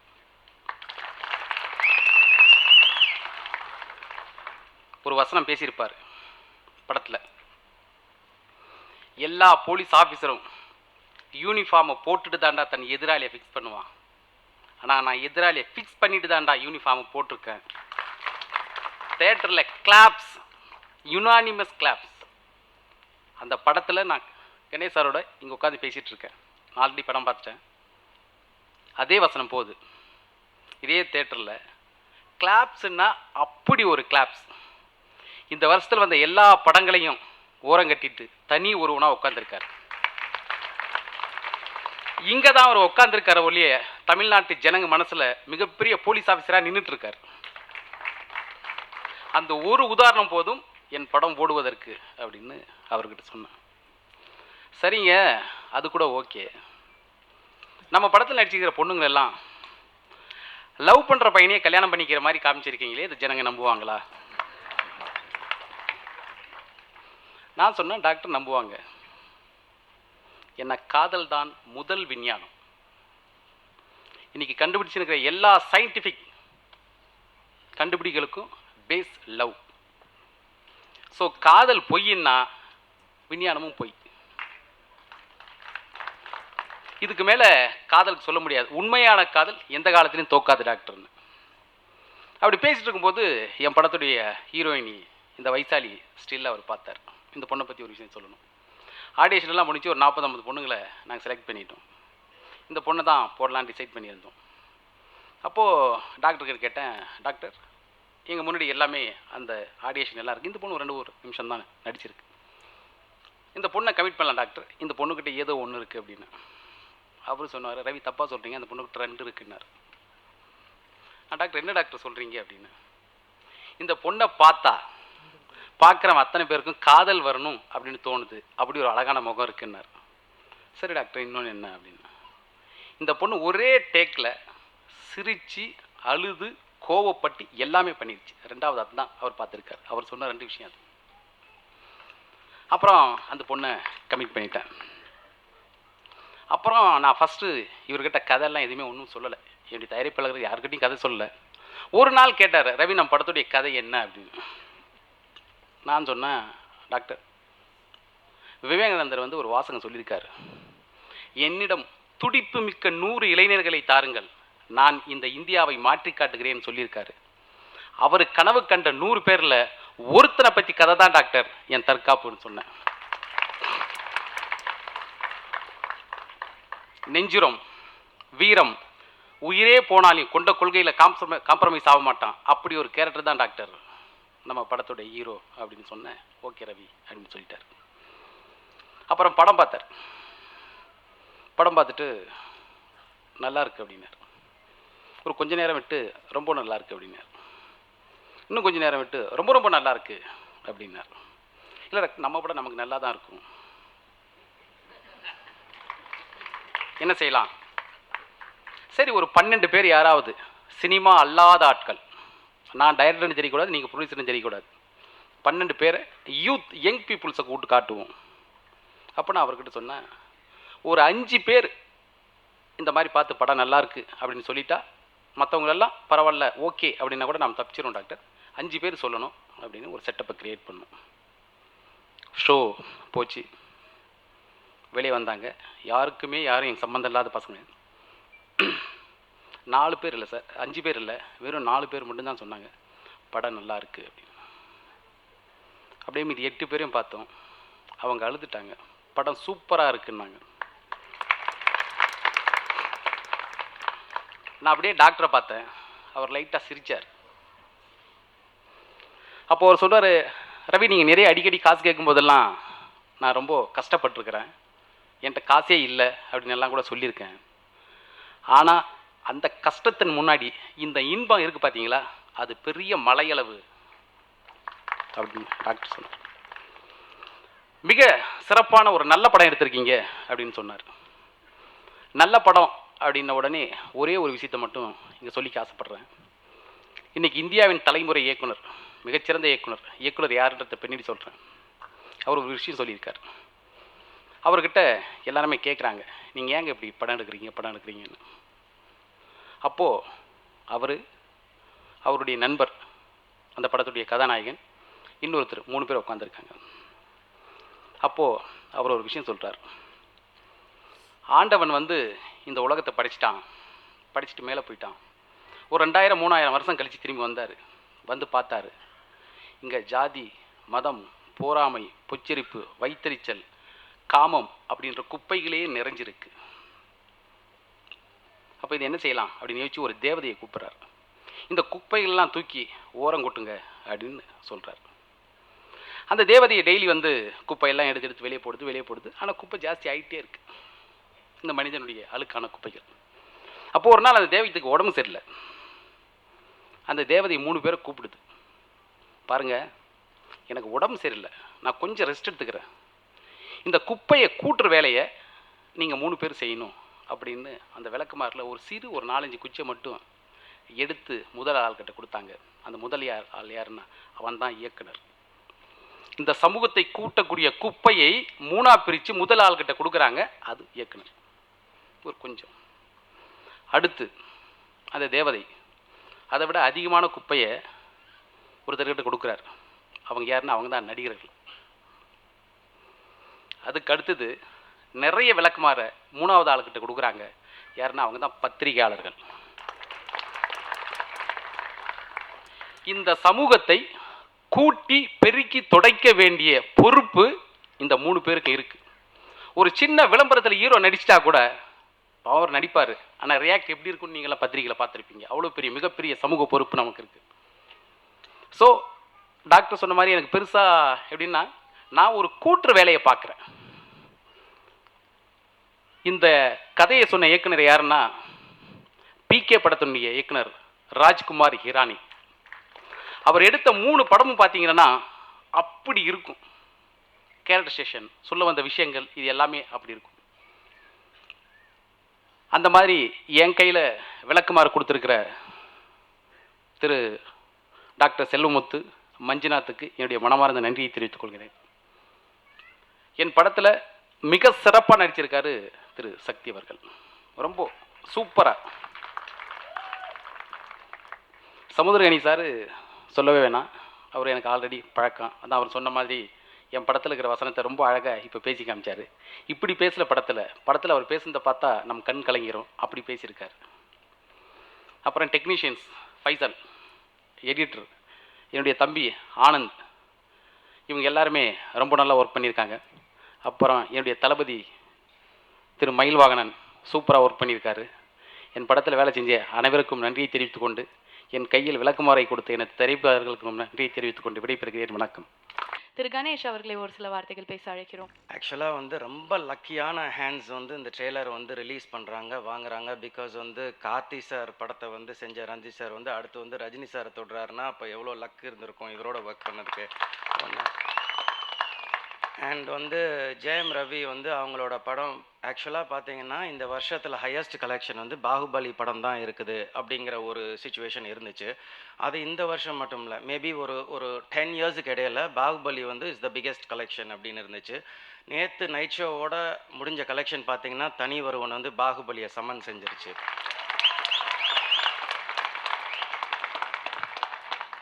மேபி இன்னொரு 1 வீக் கழிச்சு இந்த விழா இருந்துச்சுன்னா இது வின் ஓவர் பண்ணியிருக்கோம். பட் தெலுங்குல இருக்கிறவங்கெல்லாம் சொன்னாங்க ராஜமௌலி சார் இருக்கிறது வந்து எங்களுக்கு தெலுங்குக்கு வந்து பெரிய ப்ரைடுன்னு.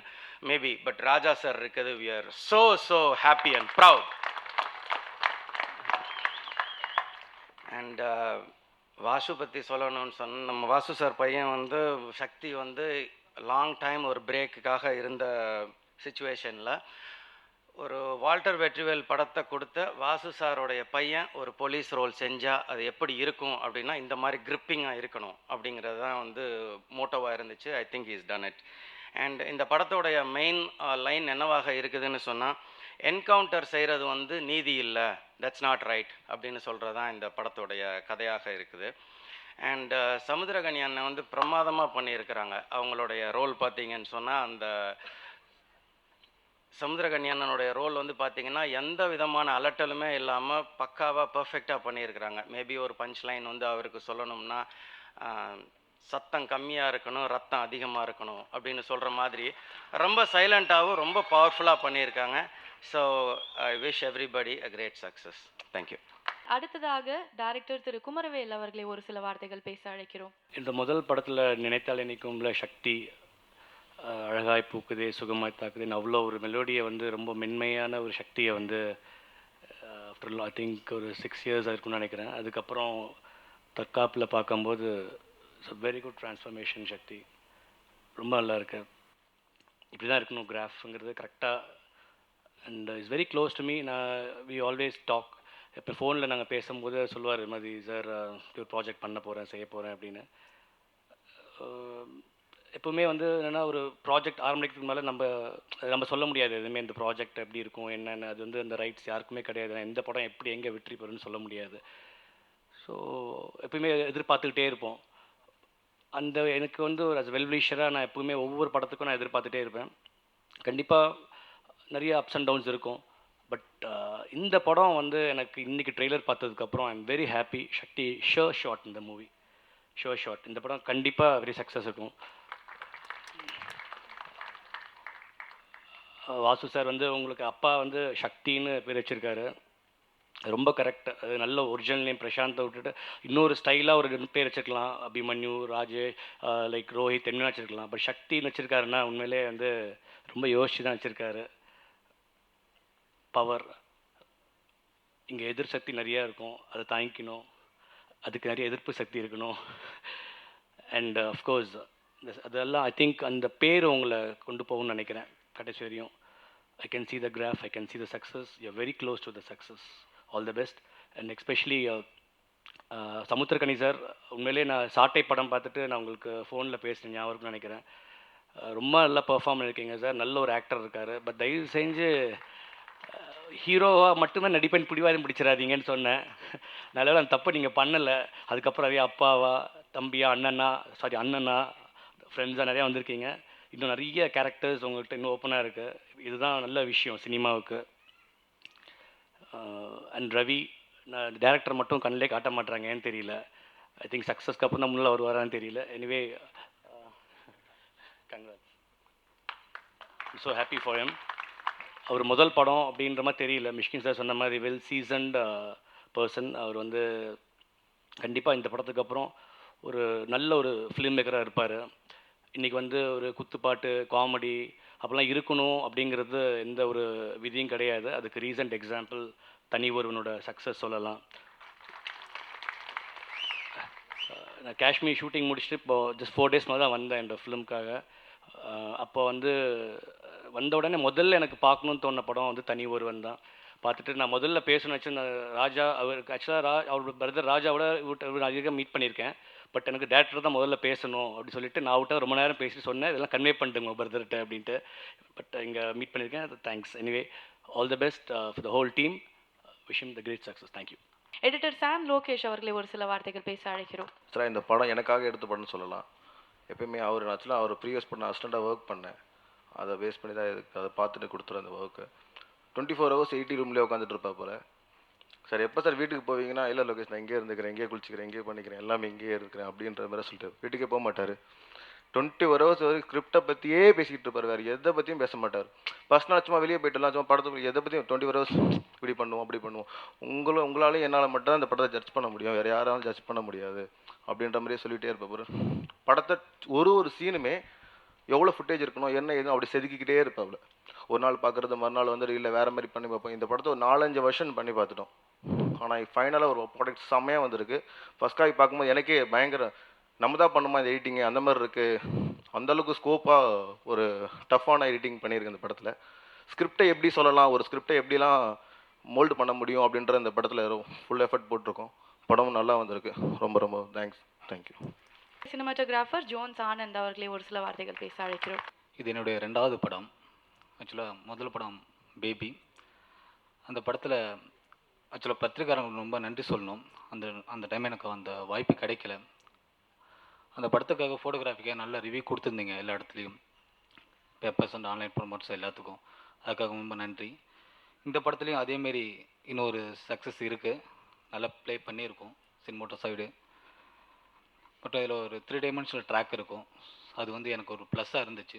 3 வேரியேஷன் ஃபோட்டோகிராஃபி கொடுக்குறதுக்கு. Police subject 2 love track. So 2 love ட்ராக்கும் வேறு ஜானர் இருக்கும். ஸோ நல்ல எஃபெக்ட் போட்டிருக்கோம். அப்புறம் Sakthi sir plus Samuthirakani sir என்னோட கம்ஃபர்டபுளாக ஒர்க் பண்ணி கொடுத்தாங்க, அவங்களுக்கு நன்றி. அதுக்கு மேற்கொண்டு இன்னும் கம்ஃபர்டபுளாக சொல்லணும்னா மிஸ்கின் சார் சொன்ன மாரி ரவி சார் ரொம்ப கம்ஃபர்டபுளான டைரக்டர். அவரை பற்றி நிறையா சொல்ல வேண்டியிருக்கு. பட் சொல்கிறதுக்கு நேரம் கிடையாது. பட் ரொம்ப அவர் கூட இன்னும் நிறையா ஒர்க் பண்ணுறதுக்கான ஆப்பர்ச்சுனிட்டி நிறைய வேணும் எனக்கு. அவர் சொன்ன மாதிரி பக்கத்து நாய் இருந்தால் கூட மிதிக்காமல் ஓரம் ஒரு அப்படிப்பட்ட ஒரு மனிதர், ரொம்ப அர்ப்பண மனிதர். நன்றி.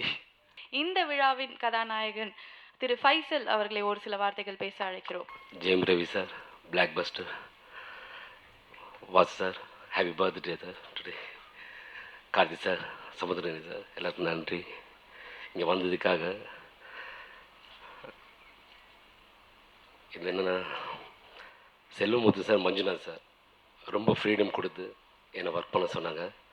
அதில் ரவி என்னோட நண்பர், 18 வருஷமாக நானும் ஒன்றும் ஒன்றா இருந்து ரூமில் இருந்து இப்போ வரைக்கும் ஒன்றாவே கூட ட்ராவல் பண்ணிட்டு வரோம். இந்த படம் பார்த்திங்கன்னா அவர் எவ்வளோ கஷ்டப்பட்டார் அப்படின்றது எனக்கு தெரியும். எடிட்டர் சொன்னார் 24 மணி நேரமும் ஸ்டுடியோவிலே இருப்பார் அப்படின்னு. ஆனால் அதுக்கு முன்னாடி இந்த படம் பிடிக்கிறதுக்கு 1 வருஷம் எப்படி கஷ்டப்பட்டாருன்னு கூட எனக்கு தெரியும். இந்த படம் அவருக்காகவே ஓடணும்னு நான் வேண்டிக்கிறேன். இன்னொன்று, இதில் ஒர்க் பண்ண எல்லா டெக்னீஷியன்ஸ், சமுத்திரனி சார்னா ரொம்ப ஸ்டைலிஷாக இருந்தார். இதில் சக்தி சார், எல்லாருக்கும் என் மனமார்ந்த நன்றி. இதில் பார்த்திங்கன்னா நார்வேலேருந்து ஒரு இலங்கை தமிழ் பொண்ணு இதில் பாட வச்சுருக்காங்க, சந்தியா அப்படின்னு சொல்லிட்டு. அது வாய்ஸ் கேட்டுட்டு டைரக்டர் ரவி, ஃபைசல் உங்களுக்கு பிடிச்சிருந்தா நம்ம பாட வைக்கலாம் ஓகே அப்படின்னு. ஸோ இந்த படத்தில் அது பாட வச்சுருக்காரு. அப்புறம் 2 new lyric writers Ramkumar and Vinoth introduce பண்ணியிருக்காரு. அவ்வளோ சுதந்திரம் கொடுத்து என்னை ஒர்க் பண்ண சொல்லியிருக்காரு. படமும் ரொம்ப நல்லா வந்திருக்கு. தேங்க்யூ. ப்ரொடியூசர் செல்வமுத்து அவர்கள் பேசணும்னு கேட்டுக்கிறோம். நான் எதுக்கு இந்த சினிமாவுக்கு வந்தேன்னு கொஞ்சம் சொல்லிடுறேன்னே. ஒரு 10-15 வருஷம் முன்ன ஏவிஎம் ஸ்டுடியோவுக்கு வந்தேன். உள்ளுக்கு விட மாட்டேன்ட்டாங்க. நாங்கள் யூஸ்வலி என்ன செய்வோன்னா, நான் படித்தது வந்து ஸ்டான்லி மெடிக்கல் காலேஜ் மெட்ராஸில். ஸ்டான்லி மெடிக்கல் காலேஜில் நாங்கள் படிக்கிறது கொஞ்சம் அட்டியூலமான ஆளுங்க, ரொம்ப அடிதடி, ரொம்ப வேகமாக இருக்கும். நாங்கள் எங்கே போனாலும் நாங்கள் ஸ்டான்லி ஸ்டூடெண்ட் சொன்னான்னா விட்ருவாங்க. சினிமா தேட்டரில் வந்து டிக்கெட் கேட்டாங்கன்னா கொடுத்துருவாங்க. அது மாதிரின்ட்டு நான் வந்து ஏவிஎம் ஸ்டூடியோ வந்து நான் ஸ்டான்லி ஸ்டூடியோங்க, நான் உள்ளுக்கு போய் படம் போய் பார்க்கணும் அப்படின்னு சொன்னேன். ஷூட்டிங் பார்க்கணும் அப்படின்னா, ஓ முடியாது, அப்பாயின்மெண்ட் இருக்கா? இல்லைங்க, ஃப்யூச்சரில் படம் எடுப்பேன், வந்து பார்க்குறேன்னு. முடியாதுண்டாங்க. ரொம்ப வருத்தத்தோடு போனேன். அன்றைக்கி தான் ஒரு சவால் எடுத்தேன். இந்த கோடம்பக்கத்துக்கு நான் திருப்பி வரேன். எப்படி வரேன்னா, ஒரு தயாரிப்பாளராக வரேன். ஒரு சில வருஷம் முன்ன ஹாலிவுட் போயிட்டு கொஞ்சம் விஷயத்தெல்லாம் கற்றுக்கிட்டு வந்தாங்க. சரி, படம் எப்படி எடுக்கிறாங்க, என்ன செய்கிறாங்க. ஒரு நல்ல டைரக்டரை தேடினேன். கைவசமாக வந்தார் ரவி. அவர் சும்மா தான் இருந்தார். அவர் ஒரே அமுக்கி, சரி ஹாலிவுட்டுக்கு ஈடாக ஒரு படம் எடுங்க, கதையை சொல்லுங்கள் அப்படின்னா. கதையை சொல்லவே இல்லை. நீ கதை சொல்லலைன்னா பரவாயில்ல, எப்படியாச்சும் கோடம்பக்கத்தில் கால் வச்சு மற்றதெல்லாம் செஞ்சிடணும் அப்படின்னு சொல்லிட்டு வந்தேன். கடைசி வரைக்கும் எனக்கு கதை சுமாராக தான் தெரியும். படம் எப்படியும் வெற்றி ஆயிரும், வெற்றி ஆகலைன்னா கூட பரவாயில்ல, ஏதோ போட்ட காசு ஒரு 20% வந்தால் கூட சரி, படம் எடுத்தோம், நாளைக்கு சரித்திரம் நம்மளை பற்றி பேசுவோம் அப்படின்னு சொல்லிட்டு இது பண்ணோம். படமும் நல்லா வந்துருச்சு. படம் ரொம்ப ரொம்ப ரொம்ப நல்லா இருக்குங்க. நான் படம் பார்த்தேன். படம் பார்த்து நான் அழுதுட்டேன். ரொம்ப மனசை பாதிச்சிச்சு. அவ்வளோ நல்லா எடுத்திருக்காங்க. படத்தில் வந்து நடித்தவங்க ஐயோ சொல்ல முடியாதுங்க, அவ்வளோ ஒரு அருமையாக நடிச்சிருக்கிறாங்க. நான் நிறைய படம் பார்த்துருக்கேன். ஸோ நம்ம படம் வந்து ஹாலிவுட் அளவுக்கு நம்ம வந்து சொல்ல முடியாது, அந்த அளவுக்கு நம்ம வந்துடலாம். நீங்கள் அப்படி சொல்லாதீங்க, நிஜமாலே அந்த அளவுக்கு குவாலிட்டி இருக்குது படத்தில். வந்து பாருங்கள். கண்டிப்பாக படத்தை வந்து பார்த்து நீங்கள் நிச்சயமாக ஏமாற மாட்டீங்க. இதில் இன்னொரு விஷயம் நான் என்ன சொல்கிறேன்னா, இவங்க எல்லாரும் பேசிட்டாங்க. கணேஷ் எங்களுக்கு வந்து ரொம்ப ஹெல்ப் பண்ணியிருக்கிறாரு. Kamala theatre owner. அவர் எங்களுக்கு ரொம்ப ரொம்ப ஹெல்ப் பண்ணி எங்களுக்கு அவரோட தேட்டர் கொடுத்துருக்கிறாரு. மற்றபடி மற்ற இதுக்கெல்லாம் ஹெல்ப் பண்ணாரு. அவருக்கு நன்றி சொல்ல விரும்புகிறேன். ரொம்ப நன்றி. நன்றி, வணக்கம்.